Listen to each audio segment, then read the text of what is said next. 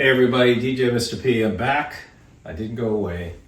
I just took a little bit of a break, but I'm back with some videos about some different equipment that I've been using that I think might be helpful for you as you're out there DJing. So what's the use case? This particular use case is around DJs who are either A, using turntables and need some additional support for things like pads, MIDI, being able to use hot cues, being able to use stems, roll, slicer effects, or samples, anything along those lines, right?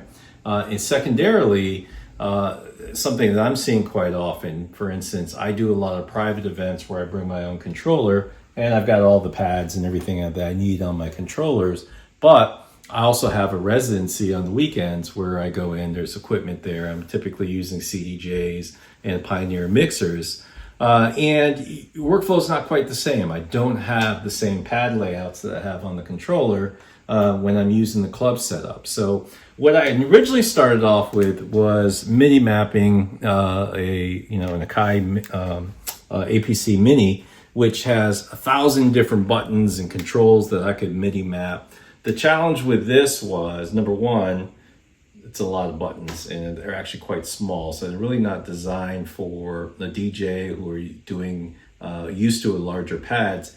And secondarily, it was a lot of work MIDI mapping every single Serato feature or the features that I wanted onto the APC Mini.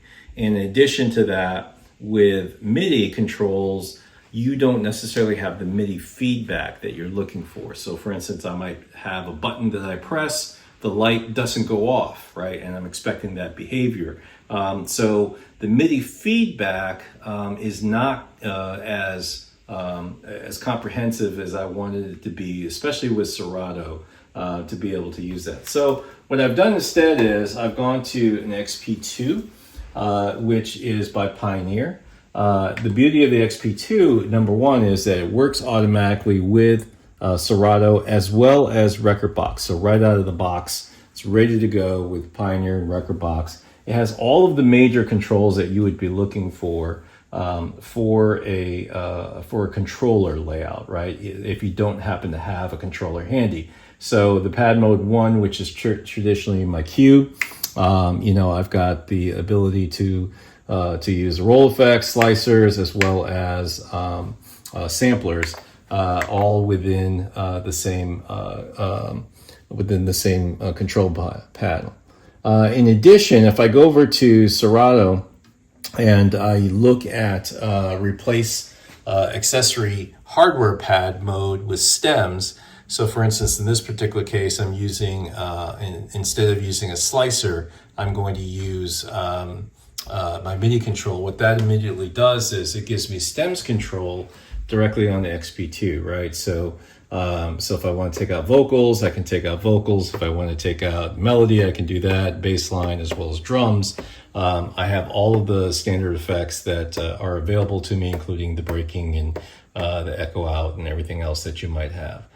So all of that is there, and it becomes a really great piece of my workflow, right? So when I'm going into a venue that already has, let's say, 2 CDJ 3000s and an A9 mixer, this is my go-to, right? Because I've got all of the effects that I need to have within Serato automatically mapped here. I have the ability to do a quick loop if I need to. I've got the key lock. I've got beat sync if I choose to use that. I've got full looping, including the ability to have or double the loop size. And then I've even got things like silent cue, which is really kind of handy. And then along the side here is software effects. So if I wanted to, I can actually assign an effect to button 1, 2, or 3, and then I can choose to use them independently. So if I wanted to put, let's say, an echo on 1, a phaser on 2, and let's say a slicer or something else on 3, spiral on 3, then I can do that. I can choose all 3 of them or one independently, and then I have the ability to choose the amount of effect by simply moving up and down, or I can press hold effect, which basically turns that effect on and leaves it on while I'm doing something. So this is my go-to, right? So if I'm in pad mode 1, I have, basically the ability to control cues. So I've got my hot cues automatically there, and if you're watching over on the Serato side, basically as I move around, it has full cue control. And then if I switch over to pad mode 3, which is what I've replaced it with, I have automatic stems capability. So if I'm looking at, let's say, my stem side, then you can see that I'm controlling the stems from here automatically. So, and then I also have a combination down here with basically all of my Serato samples. So if I wanted to run a sample, I don't have the audio on for all of this stuff so that you guys don't have to hear all this stuff in the background. But as you can see, samples are running. So basically, if I wanted to, fire off a sample, I can do that at the same time. So the XP2 has become my absolute go-to when it comes to, moving away from a controller setup and having to step into a club or a venue that has a setup already.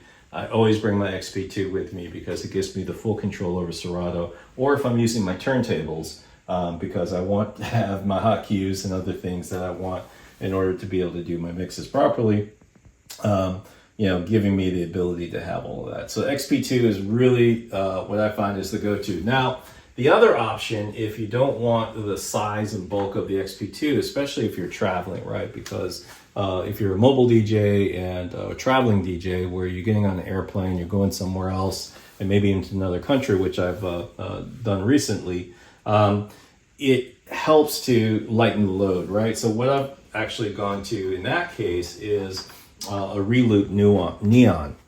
And the Neon is a great piece of kit. You can buy either a single Neon or you can buy two and link them together. So it's really your choice in terms of how you want to set it up. I find that one works pretty well. A little bit more button pushing to remember which deck you're on, all that kind of stuff. But it is extremely small, and as you can see, really kind of about a third of the size of the XP2. So the XP2 stays in my DJ bag, so when I'm doing local travel, local events, boom, I've got it available to me. I can always pull it out of the bag. It's in and have it ready to go in a heartbeat.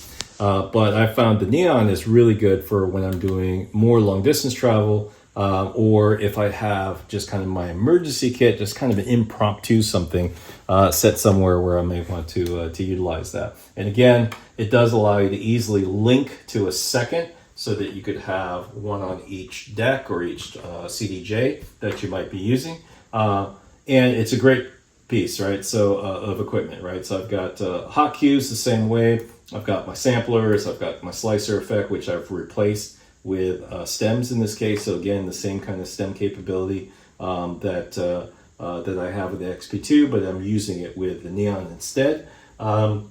And the way that you switch decks is very simple. So if I go to deck 1, 2, or 3, or 4, I can basically switch over really quickly. So pretty quick way of just kind of determining, hey, okay, I'm on deck 1, I want to do something. And again, it does support 4 decks. So if I wanted to have a really complex setup, even with 4 CDJs or something along those lines, I can use this to fire off, whether it's stems or whether it is a sampler or anything else that I might want to use. Now, it's only 8 pads instead of the 16 that you have on each side for the XP2.